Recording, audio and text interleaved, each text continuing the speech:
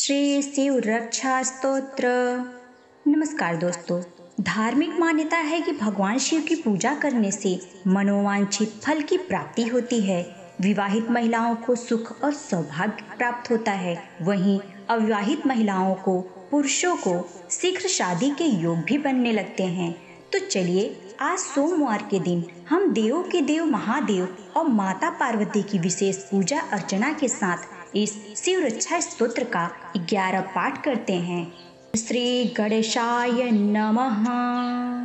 चरितं देवदेवस्य महादेवस्य पावनम् अपारं परमोदारं चतुर्वर्गस्य साधनम् गौरी विनायकोपेतं पंचवक्त्रं त्रिनेत्रकं शिवं ध्यात्वा दशभुजं शिवरक्षां पठन्नरः गंगाधरः शिरः पातु भालमर्धेन्दुशेखरः नयने मदनध्वंसी कर्णसर्पविभूषणः घ्राणं पातु पुरारार्ति मुखं पातु जगत्पतिः जिह्वां वागीश्वरः पातु कंधरां शितिकंधरः श्रीकंठः पातु मे कंठः स्कंधो विश्वधुरंधरः भुजो भुभार संहर्ता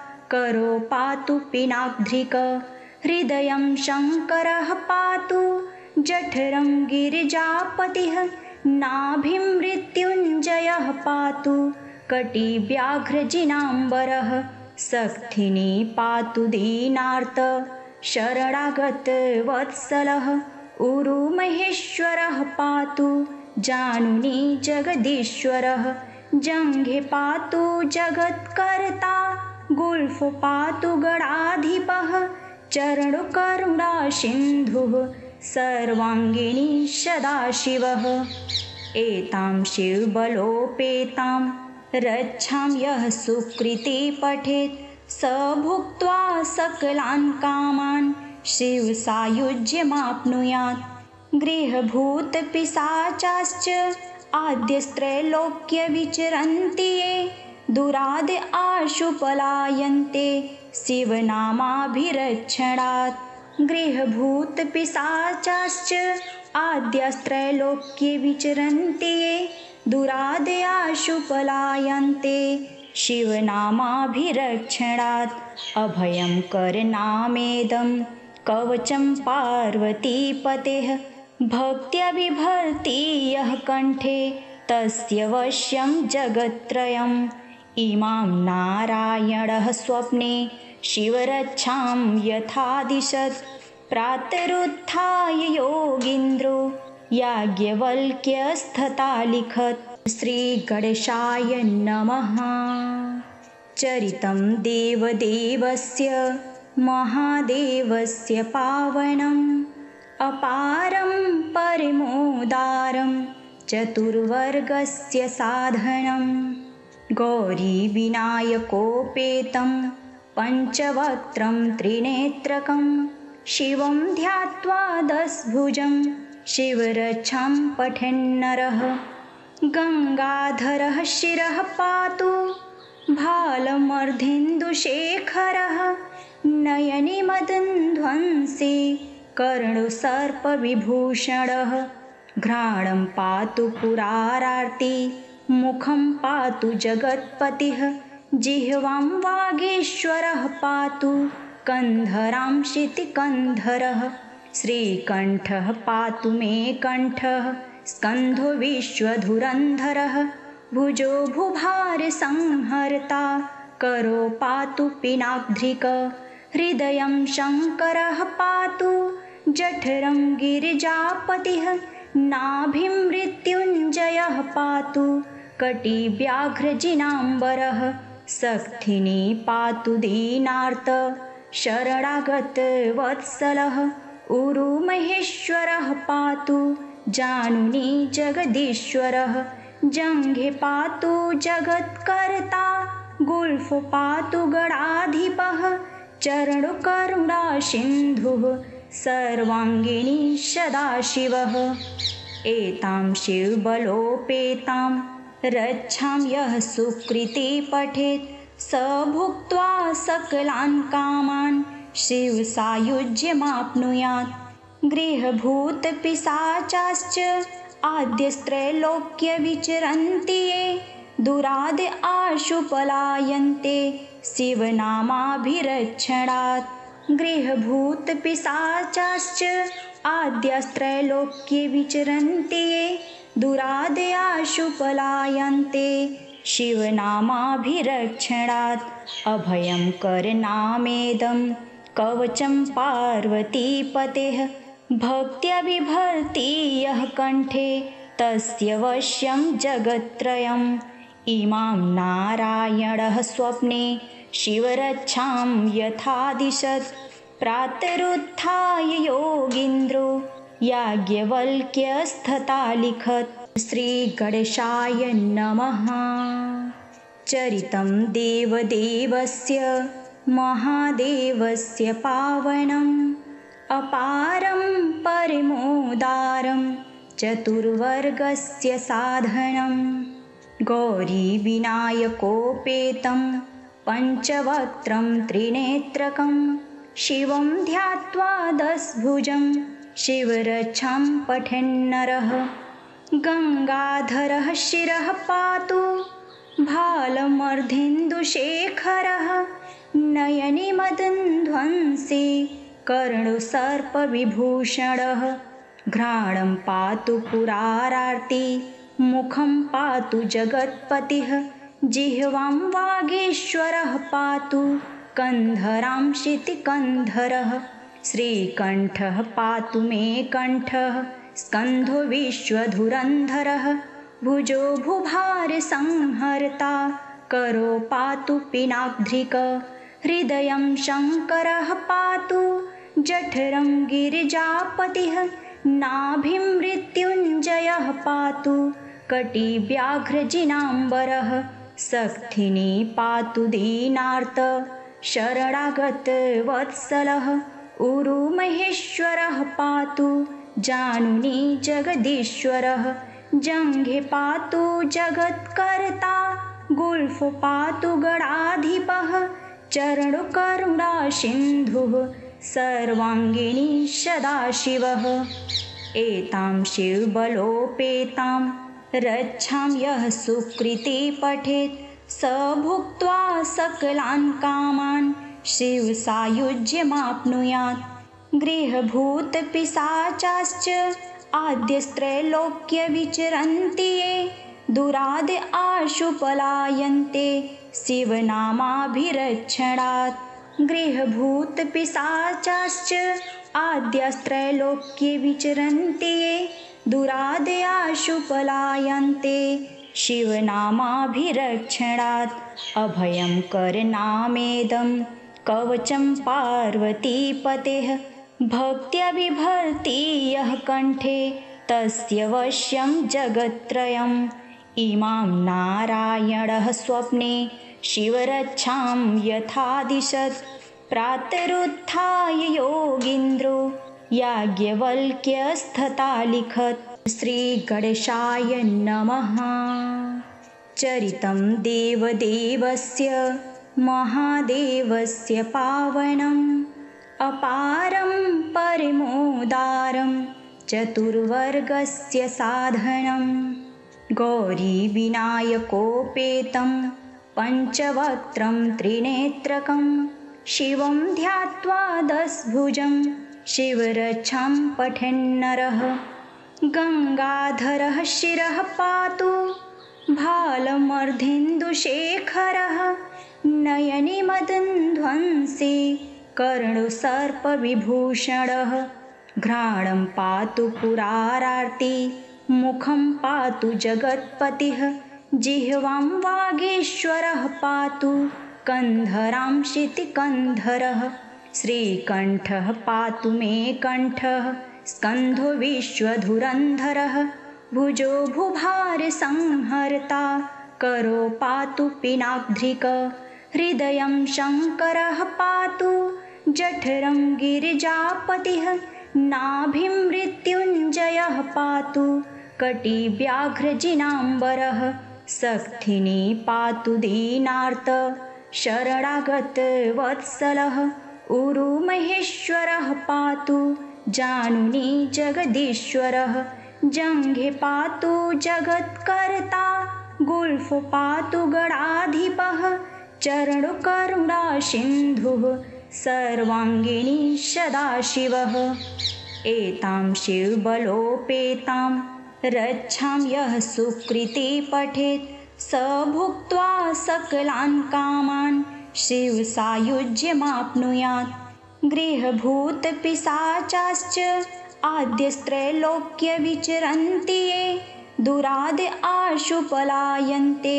शिवनामाभिरक्षणात् गृहभूतपिशाचाश्च आद्यस्त्रैलोक्ये विचरन्ति ये दुरादयाशु पलायन्ते शिवनामाभिरक्षणात् अभयं करनामेदं कवचं पार्वतीपतेः भक्त्या बिभर्ति यः कण्ठे तस्य वश्यं जगत्त्रयम् इमां नारायणः स्वप्ने शिवरक्षां यथादिशत् प्रातरुत्थाय योगीन्द्रो याज्ञवल्क्यस्तथालिखत् श्रीगणेशाय नमः। चरितं देवदेवस्य महादेवस्य पावनम् अपारं परमोदारं चतुर्वर्गस्य साधनं गौरीविनायकोपेतं पञ्चवक्त्रं त्रिनेत्रकं शिवं ध्यात्वा दशभुजं शिवरक्षां पठन्नरः गङ्गाधरः शिरः पातु भालमर्धेन्दुशेखरः नयने मदनध्वंसी कर्णसर्पविभूषणः घ्राणं पातु पुरारार्ति मुखं पातु जगत्पतिः जिह्वां वागीश्वरः पातु कन्धरां शितिकन्धरः श्रीकण्ठः पातु मे कण्ठः स्कन्धो विश्वधुरन्धरः भुजो भुभारसंहर्ता करो पातु पिनाग्ध्रिक हृदयं शङ्करः पातु जठरं गिरिजापतिः नाभिं मृत्युञ्जयः पातु कटिव्याघ्रजिनाम्बरः सक्थिनी पातु दीनार्त शरणागतवत्सलः उरुमहेश्वरः पातु जानुनी जगदीश्वरः जङ्घे पातु जगत्कर्ता गुल्फ पातु गणाधिपः चरणकरुणासिन्धुः सर्वाङ्गिनी सदाशिवः एतां शिवबलोपेतां रक्षां यः सुकृती पठेत् स भुक्त्वा सकलान् कामान् शिवसायुज्यमाप्नुयात् गृहभूतपिशाचाश्च आद्यस्त्रैलोक्ये विचरन्ति ये दुराद आशु पलायन्ते शिवनामाभिरक्षणात् गृहभूतपिशाचाश्च आद्यस्त्रैलोक्ये विचरन्ति ये दुरादयाशु पलायन्ते शिवनामाभिरक्षणात् अभयं करनामेदं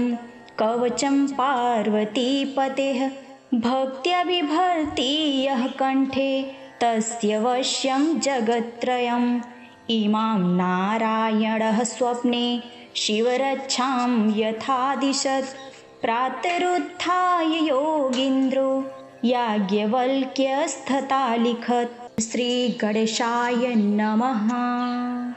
चरितं देवदेवस्य महादेवस्य पावनम् अपारं परमोदारं चतुर्वर्गस्य साधनं गौरीविनायकोपेतं पञ्चवक्त्रं त्रिनेत्रकं शिवं ध्यात्वा दशभुजं शिवरक्षां पठन्नरः गङ्गाधरः शिरः पातु भालमर्धेन्दुशेखरः नयने मदनध्वंसी कर्णसर्पविभूषणः घ्राणं पातु पुरारार्ति मुखं पातु जगत्पतिः जिह्वां वागीश्वरः पातु कन्धरां शितिकन्धरः। श्रीकण्ठः पातु मे कण्ठः स्कन्धो विश्वधुरन्धरः। भुजो भुभारसंहर्ता करो पातु पिनाग्ध्रिक। हृदयं शङ्करः पातु जठरं गिरिजापतिः।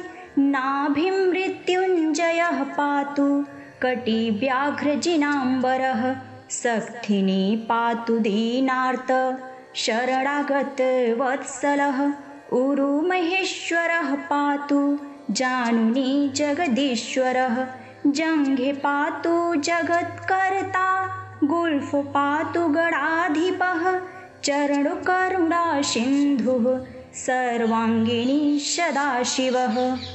एतां शिवबलोपेतां रक्षां यः सुकृती पठेत् स भुक्त्वा सकलान् कामान् शिवसायुज्यमाप्नुयात्। गृहभूतपिशाचाश्च आद्यस्त्रैलोक्ये विचरन्ति ये दुराद आशु पलायन्ते शिवनामाभिरक्षणात्। गृहभूतपिशाचाश्च आद्यस्त्रैलोक्ये विचरन्ति ये दुराद आशु पलायन्ते शिवनामाभिरक्षणात्। अभयं करनामेदं कवचं पार्वतीपतेः। भक्त्या बिभर्ति यः कण्ठे तस्य वश्यं जगत्त्रयम्। इमां नारायणः स्वप्ने शिवरक्षां यथादिशत्। प्रातरुत्थाय योगीन्द्रो याज्ञवल्क्यस्तथालिखत्। श्रीगणेशाय नमः। चरितं देवदेवस्य महादेवस्य पावनम् अपारं परमोदारं चतुर्वर्गस्य साधनं। गौरीविनायकोपेतं पञ्चवक्त्रं त्रिनेत्रकं शिवं ध्यात्वा दशभुजं शिवरक्षां पठन्नरः। गङ्गाधरः शिरः पातु भालमर्धेन्दुशेखरः। नयने मदनध्वंसी कर्णसर्पविभूषणः। घ्राणं पातु पुरारार्ति मुखं पातु जगत्पतिः। जिह्वां वागीश्वरः पातु कन्धरां शितिकन्धरः। श्रीकण्ठः पातु मे कण्ठः स्कन्धो विश्वधुरन्धरः। भुजो भुभारसंहर्ता करो पातु पिनाग्ध्रिक। हृदयं शङ्करः पातु जठरं गिरिजापतिः। नाभिं मृत्युञ्जयः पातु कटिव्याघ्रजिनाम्बरः। सक्थिनी पातु दीनार्त शरणागतवत्सलः। उरुमहेश्वरः पातु जानुनी जगदीश्वरः। जङ्घे पातु जगत्कर्ता गुल्फ पातु गणाधिपः। चरणकरुणासिन्धुः सर्वाङ्गिनी सदाशिवः। एतां शिवबलोपेतां रक्षां यः सुकृती पठेत् स भुक्त्वा सकलान् कामान् शिवसायुज्यमाप्नुयात्। गृहभूतपिशाचाश्च आद्यस्त्रैलोक्ये विचरन्ति ये दुराद आशु पलायन्ते शिवनामाभिरक्षणात्। गृहभूतपिशाचाश्च आद्यस्त्रैलोक्ये विचरन्ति ये दुराद आशु पलायन्ते शिवनामाभिरक्षणात्। अभयं करनामेदं कवचं पार्वतीपतेः। भक्त्या बिभर्ति यः कण्ठे तस्य वश्यं जगत्त्रयम्। इमां नारायणः स्वप्ने शिवरक्षां यथादिशत्। प्रातरुत्थाय योगीन्द्रो याज्ञवल्क्यस्तथालिखत्। श्रीगणेशाय नमः। चरितं देवदेवस्य महादेवस्य पावनम् अपारं परमोदारं चतुर्वर्गस्य साधनं। गौरीविनायकोपेतं पञ्चवक्त्रं त्रिनेत्रकं शिवं ध्यात्वा दशभुजं शिवरक्षां पठेन्नरः। गङ्गाधरः शिरः पातु भालमर्धेन्दुशेखरः नयने मदनध्वंसे कर्णोसर्पविभूषणः। घ्राणं पातु पुरारार्ति मुखं पातु जगत्पतिः जिह्वां वागीश्वरः पातु कन्धरां शितिकन्धरः। श्रीकण्ठः पातु मे कण्ठः स्कन्धो विश्वधुरन्धरः भुजो भुभारसंहर्ता करो पातु पिनाग्ध्रिक। हृदयं शङ्करः पातु जठरं गिरिजापतिः नाभिं मृत्युञ्जयः पातु कटिव्याघ्रजिनाम्बरः। सक्थिनी पातु दीनार्त शरणागतवत्सलः उरुमहेश्वरः पातु जानुनी जगदीश्वरः। जङ्घे पातु जगत्कर्ता गुल्फ पातु गणाधिपः चरणकरुणासिन्धुः सर्वाङ्गिनी सदाशिवः। एतां शिवबलोपेतां रक्षां यः सुकृती पठेत् स भुक्त्वा सकलान् कामान् शिवसायुज्यमाप्नुयात्। गृहभूतपिशाचाश्च आद्यस्त्रैलोक्ये विचरन्ति ये दुराद आशु पलायन्ते शिवनामाभिरक्षणात्। गृहभूतपिशाचाश्च आद्यस्त्रैलोक्ये विचरन्ति ये दुराद आशु पलायन्ते शिवनामाभिरक्षणात्। अभयं करनामेदं कवचं पार्वतीपतेः भक्त्या बिभर्ति यः कण्ठे तस्य वश्यं जगत्त्रयम्। इमां नारायणः स्वप्ने शिवरक्षां यथादिशत् प्रातरुत्थाय योगीन्द्रो याज्ञवल्क्यस्तथा लिखत्। श्रीगणेशाय नमः। चरितं देवदेवस्य महादेवस्य पावनम् अपारं परमोदारं चतुर्वर्गस्य साधनं। गौरीविनायकोपेतं पञ्चवक्त्रं त्रिनेत्रकं शिवं ध्यात्वा दशभुजं शिवरक्षां पठेन्नरः। गङ्गाधरः शिरः पातु भालमर्धेन्दुशेखरः नयने मदनध्वंसे कर्णोसर्पविभूषणः। घ्राणं पातु पुरारार्ति मुखं पातु जगत्पतिः जिह्वां वागीश्वरः पातु कन्धरां शितिकन्धरः। श्रीकण्ठः पातु मे कण्ठः स्कन्धो विश्वधुरन्धरः भुजो भुभारसंहर्ता करो पातु पिनाग्ध्रिक। हृदयं शङ्करः पातु जठरं गिरिजापतिः नाभिं मृत्युञ्जयः पातु कटिव्याघ्रजिनाम्बरः। सक्थिनी पातु दीनार्त शरणागतवत्सलः उरुमहेश्वरः पातु जानुनी जगदीश्वरः। जङ्घे पातु जगत्कर्ता गुल्फ पातु गणाधिपः चरणकरुणासिन्धुः सर्वाङ्गिनी सदाशिवः। एतां शिवबलोपेतां रक्षां यः सुकृती पठेत् स भुक्त्वा सकलान् कामान् शिवसायुज्यमाप्नुयात्। गृहभूतपिशाचाश्च आद्यस्त्रैलोक्ये विचरन्ति ये दुराद आशु पलायन्ते शिवनामाभिरक्षणात्। गृहभूतपिशाचाश्च आद्यस्त्रैलोक्ये विचरन्ति ये दुराद आशु पलायन्ते शिवनामाभिरक्षणात्। अभयं करनामेदं कवचं पार्वतीपतेः भक्त्या बिभर्ति यः कण्ठे तस्य वश्यं जगत्त्रयम्। इमां नारायणः स्वप्ने शिवरक्षां यथादिशत् प्रातरुत्थाय योगीन्द्रो याज्ञवल्क्यस्तथालिखत्। श्रीगणेशाय नमः। चरितं देवदेवस्य महादेवस्य पावनम् अपारं परमोदारं चतुर्वर्गस्य साधनं।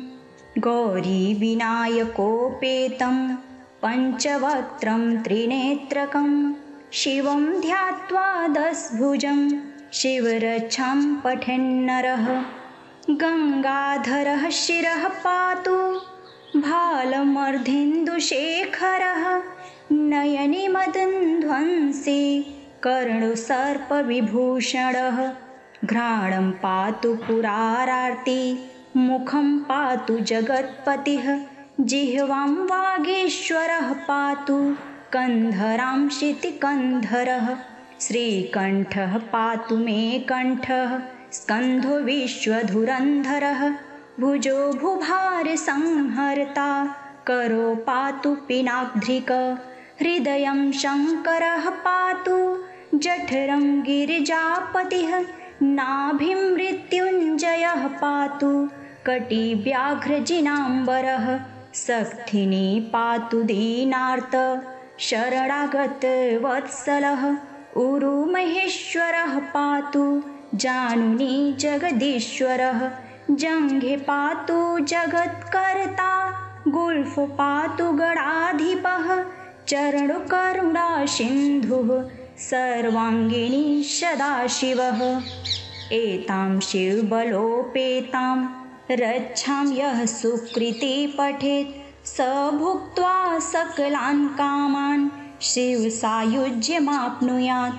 गृहभूतपिशाचाश्च आद्यस्त्रैलोक्ये विचरन्ति ये दुराद आशु पलायन्ते शिवनामाभिरक्षणात्। गृहभूतपिशाचाश्च आद्यस्त्रैलोक्ये विचरन्ति ये दुराद आशु पलायन्ते शिवनामाभिरक्षणात्। अभयं करनामेदं कवचं पार्वतीपतेः भक्त्या बिभर्ति यः कण्ठे तस्य वश्यं जगत्त्रयम्। इमां नारायणः स्वप्ने शिवरक्षां यथादिशत् प्रातरुत्थाय योगीन्द्रो याज्ञवल्क्यस्तथालिखत्। श्रीगणेशाय नमः। चरितं देवदेवस्य महादेवस्य पावनम् अपारं परमोदारं चतुर्वर्गस्य साधनं। गौरीविनायकोपेतं पञ्चवक्त्रं त्रिनेत्रकं शिवं ध्यात्वा दशभुजं शिवरक्षां पठन्नरः। गङ्गाधरः शिरः पातु भालमर्धेन्दुशेखरः नयने मदनध्वंसे कर्णोसर्पविभूषणः। घ्राणं पातु पुरारार्ति मुखं पातु जगत्पतिः जिह्वां वागीश्वरः पातु कन्धरां शितिकन्धरः। श्रीकण्ठः पातु मे कण्ठः स्कन्धो विश्वधुरन्धरः। भुजो भुभारसंहर्ता करो पातु पिनाग्ध्रिक। हृदयं शङ्करः पातु जठरं गिरिजापतिः नाभिं मृत्युञ्जयः पातु कटिव्याघ्रजिनाम्बरः। सक्थिनी पातु दीनार्त शरणागतवत्सलः। उरुमहेश्वरः पातु जानुनी जगदीश्वरः। जङ्घे पातु जगत्कर्ता गुल्फ पातु गणाधिपः। चरणकरुणासिन्धुः सर्वाङ्गिनी सदाशिवः। एतां शिवबलोपेतां रक्षां यः सुकृती पठेत् स भुक्त्वा सकलान् कामान् शिवसायुज्यमाप्नुयात्। गृहभूतपिशाचाश्च आद्यस्त्रैलोक्ये विचरन्ति ये दुराद आशु पलायन्ते शिवनामाभिरक्षणात्।